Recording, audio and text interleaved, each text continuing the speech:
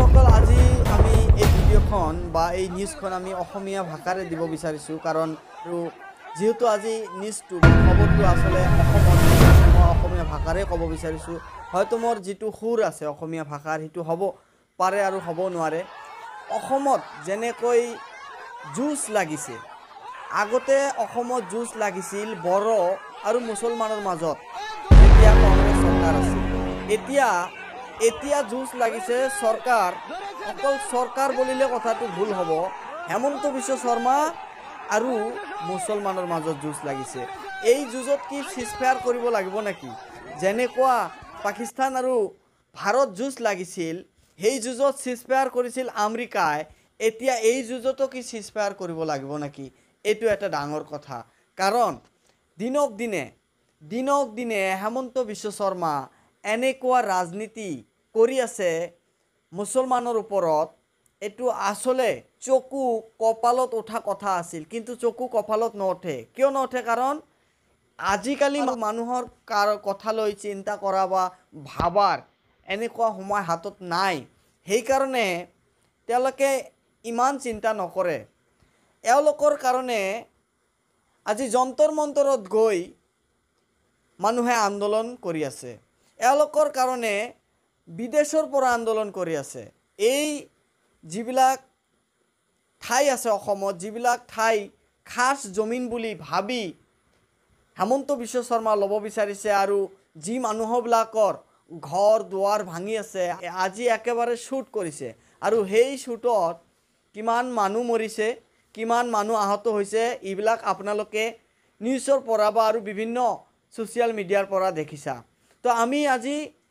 এই শুটৰ কথা ক'ব বিচাৰিছো যে যেনেকৈ শুট কৰিছে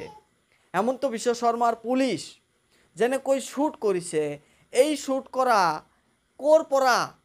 এনেকুৱা সাহস পালে এওঁলোকে আৰু কোৰ পৰা এনেকুৱা অৰ্ডাৰ পালে ভাৰতৰ সংবিধানে কি এওঁলোকক সাহস দিছে নেকি শুট কৰিব ভাৰতৰ সংবিধানে এওঁলোকক এনেকুৱা সাহস দিছে নেকি এনেকুৱা দুখীয়া মানুহক ঘৰ ভাঙি দি মানুহৰ খোৱা বোৱাৰ ব্যৱস্থা নকৰি মানুহৰ পুনৰ্বাসনৰ ব্যৱস্থা নকৰি এওঁলোকৰ ঘৰ ভাঙি দিয়াৰ পিছত এওঁলোকে এটা তিৰপাল বনাই এটা ঠাইত থিয় হৈ আছে এই ৰ'দৰ আৰু বৰষুণৰ সময়ত যেতিয়া বৰষুণ আহে তেতিয়াও তেওঁলোকে তিয়াই যায় আৰু যেতিয়া ৰ'দ উঠে তেতিয়াও তেওঁলোকে কিমান ৰ'দৰ তাপ সহ্য কৰে আপোনালোকে দেখিছে আৰু ভাবিছে যে এনেকুৱা দৃশ্য কি হৈ আছে অসমৰ মুখ্যমন্ত্ৰী কি তে অকলে ভাবিছে নাকি এই ভাৰতটো তেওঁৰে অসমৰ মুখ্যমন্ত্ৰী হেমন্ত বিশ্ব শৰ্মা এনেকুৱা এটা দিন বাকি নাই যে মিডিয়াৰ আগত আহি এও মুছলমানৰ ওপৰত অত্যাচাৰ কৰা নাই এওৰ কথা যিবিলাক কথা কয় এও মুছলমানক ভোটাৰ লিষ্টৰ পৰা এৰিয়াই দিব মুছলমানক বাংলাদেশত পঠাব মুছলমানক যি কি মানে কিমান ভাষণ আছে এওঁলোকৰ ভাষণ যদি আমি ক'ব খোজো আপোনালোকক তেনেহ'লে এটা ঘণ্টা চলি যাব হেমন্ত বিশ্ব শৰ্মাৰ যিবিলাক চন আৰু না সাংবিধানিক ভাষণ না নেতাৰ ভাষণ হয় না মানৱ অধিকাৰৰ ওপৰত বা মানৱ সেৱাৰ এটা ভাষণ হয় বা যি বিজেপি চৰকাৰে যেনেকুৱা ভাষণ দিয়ে মোদী ভাষণ দিয়ে এওঁলোকে নাৰী সংৰক্ষণৰ ব্যৱস্থা কৰিছে এওঁলোকে উন্নতিৰ ব্যৱস্থা কৰিছে এওঁলোকে নাৰীবিলাক যিবিলাক আছে মানে যিবিলাক তিৰোতা আছে এওঁলোকে তিৰোতাৰ সংৰক্ষণ কৰিছে এওঁলোকে তিৰোতাৰ ৰিজাৰ্ভেশ্যনৰ সংৰক্ষণ কৰিছে কিন্তু যি ঠাইত যি আপোনালোকে পাইকান এৰিয়াত বা বিদ্যাপাৰা এৰিয়াত বা গোৱালপাৰাৰ যিবিলাক সমষ্টিত ভাঙচুৰ কৰা হৈছে এই ঘৰবিলাকত কি কোনো তিৰোতা বা কোনো মহিলা নাই নেকি এওঁলোকৰ ওপৰত যি অত্যাচাৰ কৰি আছে এইটো কি নাৰী সুৰক্ষা কৰা হৈ আছে এইটো কি তিৰোতা সুৰক্ষা কৰা হৈ আছে এইটো কি মহিলা সুৰক্ষা কৰা হৈ আছে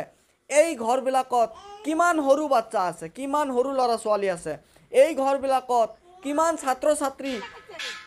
পঢ়া শুনা কৰি থকা আপোনালোকে দেখিবলৈ পাব আজি তেওঁলোকৰ অৱস্থা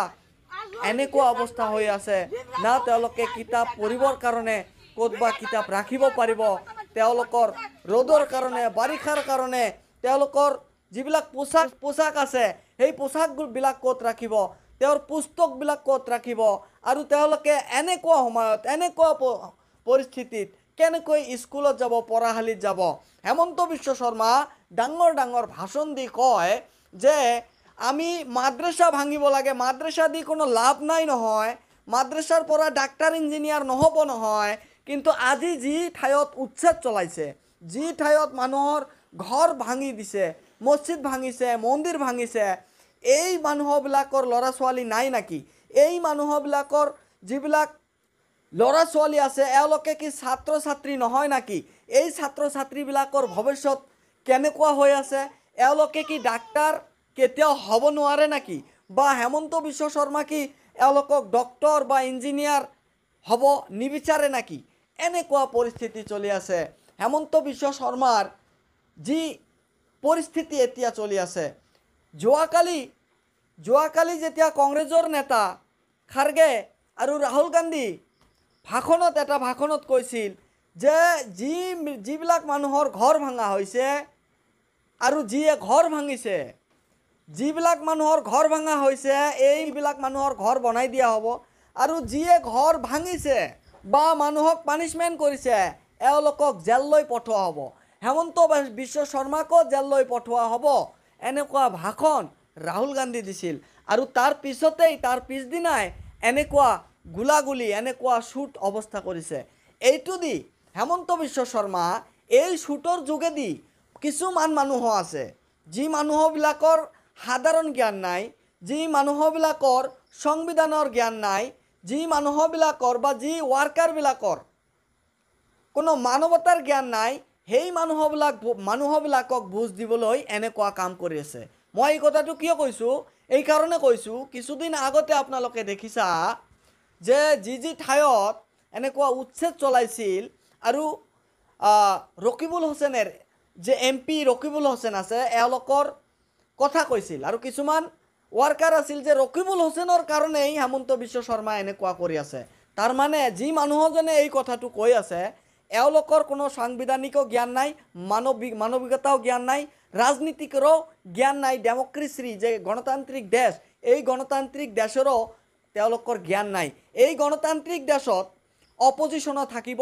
থাকিব এই গণতান্ত্ৰিক দেশত যি ঠাইৰ মানুহে যি নেতাক ভাল পায় যি পাৰ্টিক ভাল পায় সেই পাৰ্টিকেই ভোট দিব কিন্তু হেমন্ত বিশ্ব শৰ্মা কি কৰি আছে এওঁলোকে জোৰকৈ ভোট পাবৰ কাৰণে বা এনেকুৱা কথা যাতে ৱাৰ্কাৰবিলাকে ক'ব পাৰে ৰাহুল গান্ধী আহি এই কথাটো কোৱাৰ কাৰণে আজি শ্বুট হ'ল মানুহ মৰিল সেই পাইকেন এৰিয়াত বা বিদ্যাপাৰা এৰিয়াত মানুহ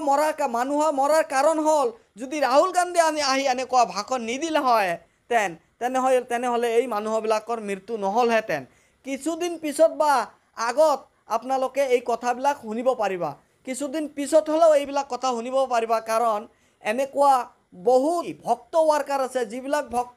যিবিলাক ভক্তে অকল নিজৰ স্বাৰ্থৰ কাৰণে